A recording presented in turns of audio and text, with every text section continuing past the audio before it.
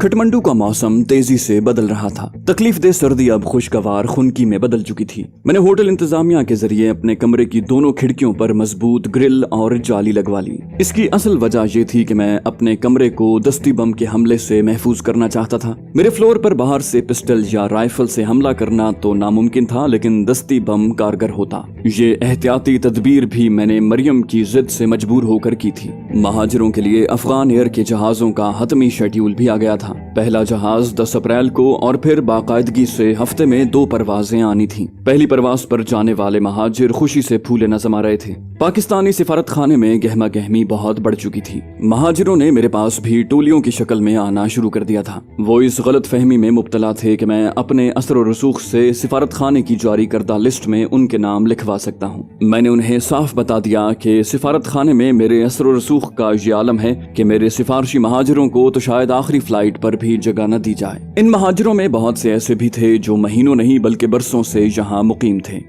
जब वो आए थे तो रजिस्ट्रेशन के वक्त अगर उनके अफराद खाना की तादाद 4 थी तो अब वो 4 के 5 या 6 हो चुके थे। अपनी गफलत या सिफारत खाने की सर्द महरी के बायस वो नौमौलूदों की रजिस्ट्रेशन न करवा सके और सिफारत खाने ने इसी को बुनियाद बनाकर उन्हें अब तक काठमांडू में रोक रखा था। बाज महाजिरों को काठमांडू की पुरअमन जिंदगी इतनी पसंद आई कि उन्होंने वहीं मुस्तकिल क़याम का फैसला किया और जितने अरसे तक नेपाल हुकूमत ने उन्हें पाकिस्तान जाने पर मजबूर न किया वो काठमांडू में ही मुकीम रहे। मैंने बुजुर्ग शायर से जो अब माशाल्लाह अयालदार हो चुके थे और मोहसिन से पूछा कि अगर वो चाहें तो मैं शुरू की चंद परवाजों में उनके जाने का इंतजाम कर दूं। मोहसिन ने तो साफ इनकार कर दिया। बुजुर्ग शायर ने शर्माते हुए कहा कि बेगम उम्मीद से हैं, इसलिए बच्चे की पैदाइश के बाद ही वो पाकिस्तान जाएंगे। उन दोनों के इनकार की असल वजह ये थी कि पाकिस्तान पहुंचने के बाद उन्हें अंधेरा ही अंधेरा दिखाई देता था। यहाँ काठमांडू में कोई और न सही, मुझ पर उन्हें ये यकीन जरूर था कि मैं उनकी देखभाल और जरूरियात का ख्याल रखूंगा।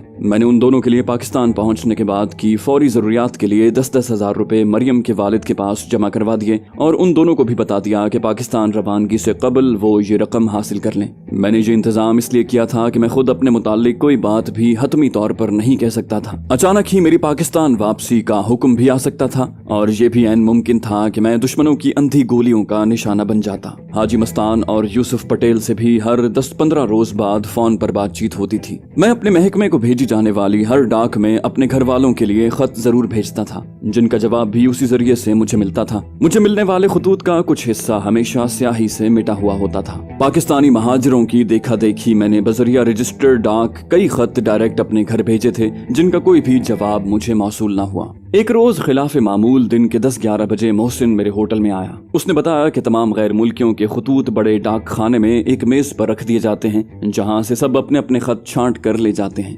रजिस्टर्ड खत भी डाक खाने के एक क्लर्क के पास होते हैं जो रजिस्ट्रेशन कार्ड या पासपोर्ट दिखाकर हासिल किए जाते हैं। आज जब वो अपना रजिस्टर्ड खत लेने उस क्लर्क के पास गया तो उसके पास आसिफ अली के नाम के 4 खत थे और मुझे यही बताने के लिए वो आया था। मैं फौरन ही तैयार होकर मोहसिन के साथ डाक खाने पहुंचा और 4 भारी भरकम खतूत वसूल किए। उसी तेजी से मैं अपने होटल में वापस पहुंचा। परदेश में पुरकठिन हालात में जिंदगी गुजारने वाले को घर से खत मिलने से जो खुशी और मुसर्रत होती है, इससे आप बखूबी वाकिफ होंगे। मैंने मोहसिन को रुखसत किया और अपने कमरे में जाकर खत जेब से निकाले। मैं अपनी वालिदा और बीवी की तहरीर को खूब पहचानता था। 2 खत मेरी वालिदा के और 2 बीवी के थे।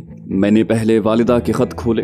दोनों खतों में ढेरों दुआओं के साथ ये शिकवे थे कि मैं वापस क्यों नहीं आता। मेरे लड़के शुजा के मुतालिक लिखा था कि वो वॉकर के जरिए बहुत जल्द बगैर सहारे के चलने लग गया है और अब अक्सर पूछता है कि मेरे अब्बू कहाँ हैं। वालिदा ने ये भी लिखा था कि कोई ऐसी ही मजबूरी होगी जिसके बायस मैं इतने सालों से घर नहीं आया। उनके इस फिक्रे से मेरी आंखों में आंसू छलक आए कि जल्द वापस आने की कोशिश करो, कहीं तुम्हें सीने से लगाने की हसरत लिए ही मैं कब्र में न चली जाऊं और फिर जब तुम आओ तो रोओगे तुम मजार पर, रोएंगे हम मजार में वाली बात ना हो। मेरी ये जाती बातें गो के मेरी आप बीती से डायरेक्ट ताल्लुक नहीं रखती, लेकिन इनडायरेक्ट ताल्लुक जरूर है। جس کا انتہائی مختصر الفاظ میں ذکر کرنا میں ضروری سمجھتا ہوں۔ میری والدہ اپنے زمانے کی میٹرک اور اردو اور فارسی یکساں روانی سے بولتی اور پڑھتی تھیں۔ وہ انتہائی حساس اور شوہر پرست تھیں۔ ان کی انہی صفات کے باعث میرے والد نے اپنی تمام جائیداد اپنی زندگی میں ہی ان کے نام کر دی۔ میں اپنے والدین کا اکلوتا بیٹا تھا۔ میری والدہ نے بھی اپنے شوہر کے اعتماد کو کبھی ٹھیس نہ پہنچائی اور شہر کی رہنے والی اس خاتون نے میرے والد کے انتقال کے بعد پورے 34 برس ہمارے گاؤں میں گزارے اور میرے ہمراہ ہونے کے سوا کبھی گھر سے باہر قدم نہ نکالا۔ اسی گھر سے ان کا جنازہ اٹھا اور میرے والد کے پہلو میں دفن ہوئی۔ میرے پاس ابھی تک وہ خطوط موجود ہیں جو میرے والد اور والدہ ایک دوسرے کو لکھا کرتے تھے۔ ان کے خطوط کا آدھے سے زیادہ حصہ تو حافظ اور اقبال کے اشعار سے بھرا ہوتا۔ جب میں نے اپنی بیوی کے خط کھولے تو پہلا مجدہ تو یہ پڑھا کہ اس نے گھر میں اپنا چولہا الگ کر لیا ہے۔ میرا تمہاری ماں کے ساتھ گزارا نہیں ہو سکتا اور آئندہ اپنی تنخواہ مجھے علیحدہ بھیجنے کا انتظام کرو۔ جب میں خط کے ان الفاظ پر پہنچا جہاں میری بیوی نے میری والدہ کو بڑھیا کہہ کر مخاطب کیا تھا تو مجھ سے مزید برداشت نہ ہو سکا اور بغیر پڑھے میں نے اس کے خطوط پھاڑ دیے۔ میری والدہ کے متعلق ایسے گھٹیا الفاظ والے خطوط میں پڑھنا تو کجا اپنے پاس رکھنا بھی گناہ سمجھتا تھا۔ جیسا کہ میں پہلے عرض کر چکا ہوں کہ سقوط ڈھاکہ کے وقت میں تربیلا ڈیم بنانے والی غیر ملکی کمپنی تربیلا جوائنٹ وینچر میں بحیثیت PRO ملازم تھا اور میں نے خود اپنے حساس محکمے کو اپنی خدمات پیش کی تھی۔ اس انتہائی خطرناک کام کے لیے والنٹیئر کرنے میں اگر 80% وجہ میرے اپنے وطن سے محبت اور شکست کا بدلہ لینے کی خواہش تھی تو 20% وجہ گھر کی بے سکونی اور اس کا کوئی حل نہ ملنے پر اس سے فرار حاصل کرنا تھا۔ یہی وجہ تھی کہ پاکستان واپسی کے بعد میں نے صرف چند ماہ بمشکل گھر میں گزارے۔ 2 سال پشاور میں ملازمت کی اور ایک دوسرے مشن میں صرف کیے، پھر 7 سال سے زیادہ عرصہ سعودی عرب اور 8 سال سنگاپور میں رہا اور ان 17 سالوں کے دوران میں مجموعی طور پر صرف 5 ماہ گھر میں رہا۔ میں جب بھی گھر آیا غیر ملکی سامان اور تحفے تحائف سے بھری ہوئی ویگن لایا اور ہمیشہ ہنستے ہوئے گھر میں داخل ہوا، لیکن وقت سے پہلے واپس جاتے ہوئے میری آنکھوں میں ہمیشہ آنسو ہوتے تھے اور زبان پر دوبارہ کبھی واپس نہ آنے کا عہد جسے میں اپنی والدہ کی آہوزاری کے باعث کبھی پورا نہ کر سکا۔ آئندہ کئی روز کوئی خلاف معمول بات نہ ہوئی۔ میرے صبح و شام بھی خاموشی اور روزمرہ کی مصروفیت میں گزرے۔ میرے پاس حاجی مستان اور یوسف پٹیل کی بھیجی ہوئی رقم میں سے ابھی خاصے روپے موجود تھے۔ اس رقم میں سے میں نے پاکستان جانے والی ہر فیملی کو 3000 روپے دینے کا فیصلہ کیا۔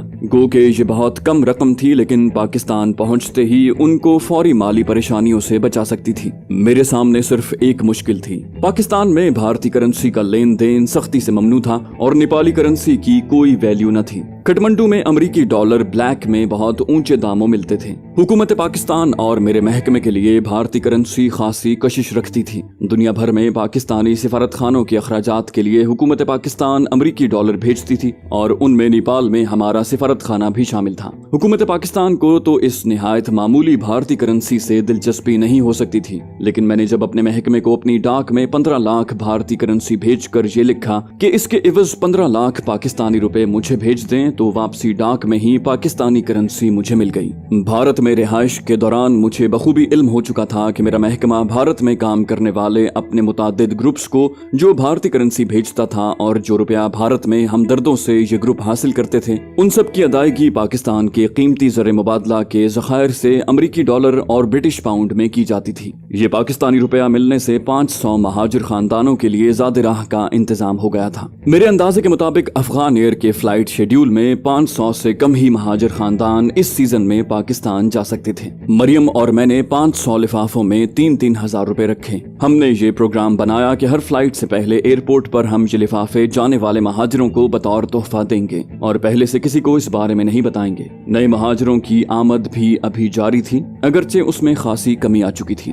ابھی فلائٹس شروع نہیں ہوئی تھیں اور یہ اپریل کی غالباً 4 یا 5 تاریخ تھی۔ میں حسب معمول مریم کے گھر سے واپس آیا تو میرے ہوٹل کی کافی شاپ میں اسرائیلی جاسوسہ میری منتظر تھی۔ ریسپشن سے مجھے اس کے متعلق پتہ چلا۔ وہ کافی شاپ کے ایک کونے میں بیٹھی ہوئی تھی، سر پر رنگ برنگی پٹیاں باندھے، گلے میں بڑے منکوں کا ہار پہنے اور چہرے پر مختلف رنگوں کی لکیریں لگائے اس نے خود کو پہچانے نہ جانے کی کافی حد تک کامیاب کوشش کی تھی۔ میں اس کے ٹیبل پر گیا اور اس کی آمد کی وجہ پوچھنا ہی چاہتا تھا کہ وہ بولی، میرے پاس وقت بہت کم ہے، میں سب سے چھپ کر یہاں آئی ہوں۔ بھارتی سفارتکاروں نے تمہیں اغوا کرنے کے لیے ہمارے سفارت خانے سے مدد مانگی ہے۔ हमारे 2 एजेंट आइंदा 2-3 रोज में अमरीकियों के भेस में तुम्हारे होटल में ठहरेंगे और तुमसे बेतकल्लुफ होने की कोशिश करेंगे। उनके पास असलहे के अलावा बेहोश करने वाली गैस भी है, उनसे बच के रहना। ये कहते हुए उसने फिल्म का एक रोल मुझे दिया। बोली, इस रोल में उनकी कई तस्वीरें हैं जो मैंने खुफिया तौर पर अपने सिफारत खाने में उतारी हैं। मैं अपने सिफारत खाने से सीधी यहाँ आई हूँ। फिल्म खुद धुलवा लेना। तुम्हारे एहसान का सारा तो नहीं, लेकिन कुछ बदला मैंने उतार दिया है। ये कहकर वो उठ खड़ी हुई। कॉफी और सैंडविचेस का बिल तुम अदा कर देना। ये कहते हुए उसने मुझसे हाथ मिलाया और नशे में होने की एक्टिंग करते हुए हरे रामा हरे कृष्णा का जाप करती हुई होटल से बाहर जाकर अंधेरों में गायब हो गई। मैंने अपने लिए कॉफी मंगवाई और खासी देर तक वहां बैठा उस इस्राएली लड़की के किरदार के मुतालिक सोचता रहा। अपने वतन और कौम के लिए जासूसी करना उसका पेशा था, बिल्कुल मेरी तरह। लेकिन हम दोनों अपने पेशों के अलावा इंसान भी थे और इंसानी हमदर्दी के तहत एहसान करना और एहसान का बदला चुकाने का जज्बा दूसरे इंसानों की तरह हमारी फितरत में भी शामिल था। इंसान तो इंसान, जानवर भी इस जज्बे से आरी नहीं। कुत्ते से लेकर हाथी और चिड़िया से लेकर बाज तक सब जानवरों और परिंदों में ये जज्बा मौजूद है। अगले रोज मैंने मोहसिन को ये फिल्म रोल दिया, जिसे डेवलप और प्रिंट निकलवा कर वो शाम को आ गया। दोनों इस्राएली एजेंटों की 6 वाज़ेह तस्वीर थीं। मोहसिन को उनके बारे में मैंने कुछ नहीं बताया, क्योंकि वो अपनी गैर मामूली हरकत और खुद पर काबू न रख सकने की वजह से इन इसराइलियों को चौकन्ना कर देता और बेचारी इसराइली जासूसा मुफ्त में मारी जाती। मरियम की मोहब्बत, खुलूस और मेरी सलामती के लिए उसके मुतफक्किर होने के बायस मैं उसके सामने इतना बुज़दिल बन गया था कि मैंने इस नई आफत के बारे में उसे कुछ नहीं बताया। मैं मुसलसल नोट कर रहा था कि पाकिस्तानी लिबास पहनने, उर्दू सीखने और हर रोज मुस्तकबिल के प्लान बनाने के बावजूद उसके चेहरे की शादाबी कम हो रही थी। मैं जब भी मुस्तकबिल के मुताल्लिक उससे बातें करता, वो खलाओं में घूरने लगती जैसे उसे मेरी बातों पर यकीन न हो और वो खलाओं में किसी से मेरी बातों की तस्दीक चाहती हूँ। इसराइली लड़की के मुताबिक दोनों इसराइली जासूस मुसल्ला थे और उनके पास बेहोश करने वाली गैस भी थी। मैंने इस जंगी उसूल को पेश नजर रखते हुए कि kill your enemy before he kills you, खुद पहले हमला करने का प्लान बनाया।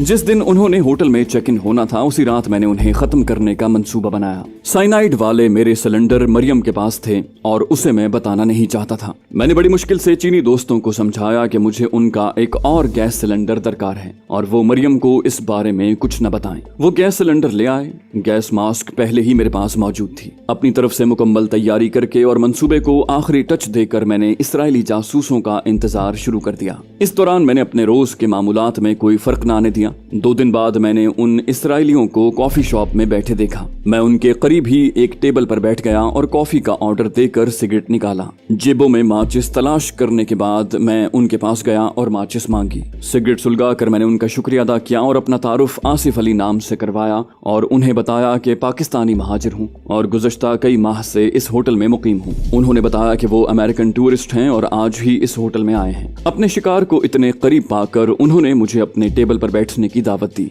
मैं उनके साथ ही बैठ गया। वेटर मेरी ऑर्डर दी हुई कॉफी उसी टेबल पर ले आया। मैंने बिला झिझक ये कॉफी पी। उसमें किसी चीज की मिलावट का इसलिए एहतमाल नहीं था क्योंकि उसका ऑर्डर मैंने अपनी टेबल से दिया था। इसराइली सिफारतकारों ने महज खानापुरी और भारतीय मुतालबे को पूरा करने के लिए 3rd क्लास जासूस भेजे थे। इन बज़ाहिर अमरीकियों की अंग्रेजी ना तो अमरीकी तलफ्फुज में थी और ना ही अमरीका के मुताल्लिक उनकी मालूमात किसी पाकिस्तानी स्कूल के तालिब इल्म से ज्यादा थी। हम बातें करते हुए एक दूसरे को आंखों ही आंखों में तोल भी रहे थे। उनके मुताल्लिक मेरा अंदाजा ये था कि ये जासूसी के इल्म से काफी हद तक नाबलद सिर्फ पेशावर कातिल थे। इस नतीजे पर पहुंचने के बाद आज रात ही उनका काम तमाम करना और भी जरूरी हो गया था। उनसे रुखसत होकर मैं रिसेप्शन पर चला आया और इन अमरीकियों के मुताल्लिक पूछा तो मालूम हुआ कि उनका कमरा मेरे फ्लोर पर ही 15 नंबर था। मैं हस्बे मामूल शाम को मरियम के घर गया, लेकिन जल्द ही लौट आया और लॉबी में बैठकर मुख्तलिफ रिसालों की वर्कगर्दानी करने लगा। मैं चाहता था कि उन्हें उनके कमरे में जाता देख लूं तो फिर अपने कमरे में जाऊं। रात 10 बजे के करीब ये बाहर से वापस लौटे और सीधे अपने कमरे में चले गए। 20 मिनट का वक्फा देकर मैं भी अपने कमरे में चला आया। अपना गैस सिलेंडर और जहरीली सुइयों वाला डिब्बा चेक किया। होटल में आतिशी असलहे के इस्तेमाल से 100% कत्ल की वारदात बनती थी। ठीक 11 बजे गैस मास्क लगाकर और गैस सिलेंडर हाथ में लिए मैंने अपने कमरे की बत्तियां बुझाईं और दरवाजे से बाहर झांका। हर तरफ खामोशी थी। मैं बेआवाज कदमों से चलता उनके कमरे के दरवाजे तक गया और दस्तक दी। अंदर से आवाज आए, हु इज देयर? मैंने हत्तुल इम्कान अपनी आवाज बदलते हुए कहा, waiter sir, 1 message for you sir. मैंने वेटरों जैसी टूटी फूटी अंग्रेजी में कहा। अंदर से आवाज आई, 1 मोमेंट। मैं बाएं दरवाजे के साथ चिपक कर खड़ा हो गया क्योंकि दायां दरवाजा पहले खुलता था। गैस सिलेंडर मैंने इस तरह पकड़ा हुआ था कि गैस के खराज के बटन पर मेरी उंगली थी। मैं ये दुआ मांग रहा था कि दरवाजा खुलने से पहले कोई गेस्ट या वेटर इस फ्लोर पर ना आ जाए। दरवाजा खुलने की आवाज आई और साथ ही एक इसराइली वेटर से पैगाम लेने के लिए दरवाजे से थोड़ा सा बाहर निकला। सामने किसी को न देखते हुए उसने बाएं तरफ देखा जहां मैं खड़ा था। मास्क वाला चेहरा देखकर उसे फौरी खतरे का एहसास हुआ। इधर मैंने उसके अपनी तरफ देखते ही सिलेंडर से गैस खारिज करने का बटन दबा दिया। बैक वक्त दो काम हुए। गैस उसके नथनों में घुसी और वो अपने बचाव के लिए पीछे हटा, लेकिन उसे देर हो चुकी थी। उसके गिरने से पहले ही मैंने उसे धक्का देकर अंदर फेंका और उसे फलांगते हुए दूसरे इसराइली के बेड पर जा पहुंचा। दरवाजा खुलने से अब तक सिर्फ 7-8 सेकंड ही गुजरे होंगे। दूसरे इसराइली ने कुछ न समझते हुए भी खतरे को भांपते हुए तकिए के नीचे से रिवॉल्वर उठाना चाहा, लेकिन इससे पहले ही मैं उसके चेहरे पर गैस फेंक चुका था। वो चंद लम्हे बिस्तर में ही फड़फड़ाया और ठंडा हो गया। मैंने पहले दरवाजा अंदर से लॉक किया और दोनों खिड़कियां खोल दी ताकि गैस निकल जाए। दरवाजे के करीब पड़े इसराइली की लाश को मैंने उसके बेड पर डाला। दोनों ने स्लीपिंग सूट पहन रखे थे। मैंने उनके हैंगरों पर लटके लिबास, मुख्तसर सामान और बेड्स के साथ जुड़ी साइड टेबल्स की तलाशी ली। तकियों के नीचे से 2 भरे हुए रिवॉल्वर, सामान में से फालतू गोलियां, 2 सिलेंडर और दोनों के बटवे मिले जिनमें अमेरिकी पासपोर्ट और थोड़े से डॉलर थे। दोनों के बटवों से मेरी एक तस्वीर भी मिली।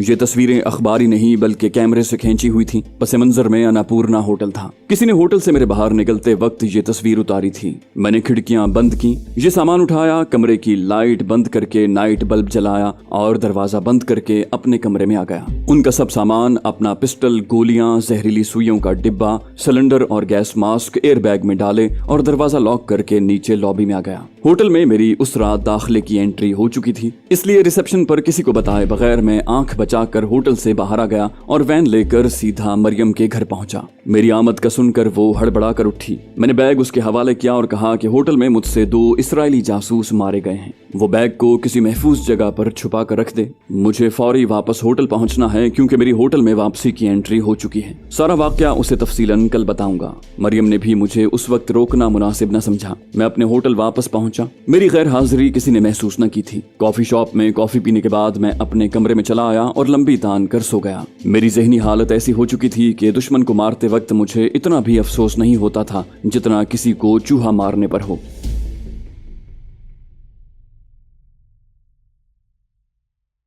तो दोस्तों, ये थी हमारी आज की एपिसोड। उम्मीद करते हैं आपको हमारी कहानी पसंद आई होगी। जाने से पहले इस वीडियो को लाइक कीजिए और शेयर करना मत भूलिए।